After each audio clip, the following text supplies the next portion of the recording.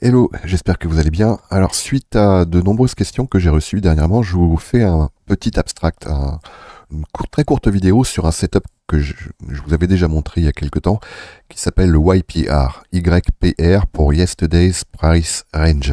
Alors, le principe, il est vraiment enfantin. Vous prenez une bougie daily, là ici on est sur Bitcoin, et vous attendez simplement que le prix du dernier plus haut daily, alors ça peut être celui d'hier, ça peut être celui du jour d'avant, soit pris. Ici, en l'occurrence, on voit qu'on a une bougie daily dont le plus haut ici a été pris. Je vais le marquer ici. Et ensuite, moi, je vous conseille d'aller en 5 minutes. Ça peut marcher éventuellement aussi en 15 minutes, voire en 1 heure. Mais en 5 minutes, vous aurez une entrée optimisée. Et vous attendez simplement un displacement qu'on a ici. On le voit bien. Là, ici, on a un displacement. On se positionne à l'entrée du displacement.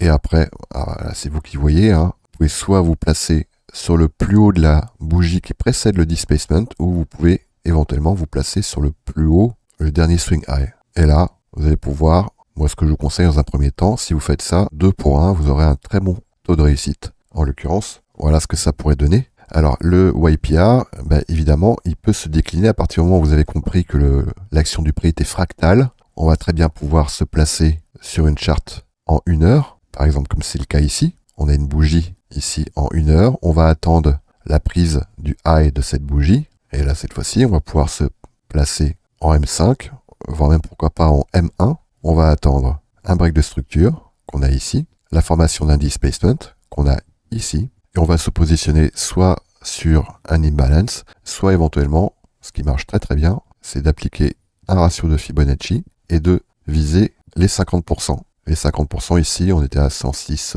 117, et en l'occurrence, on aurait eu notre trade. Alors, bien évidemment, plus vous allez chercher ce genre de setup sur des petites unités de temps, et plus vous serez tributaire des bruits de marché. Donc, il est probable que votre taux de réussite soit légèrement diminué lorsque vous allez chercher ce genre de setup sur les petites unités. Mais en l'occurrence, si vous allez chercher ça sur des unités de temps comme daily, pourquoi pas weekly, et que vous attendez comme ça un break de structure, la formation d'un imbalance avec un displacement, vous aurez un très bon taux de réussite. Allez, bon trade!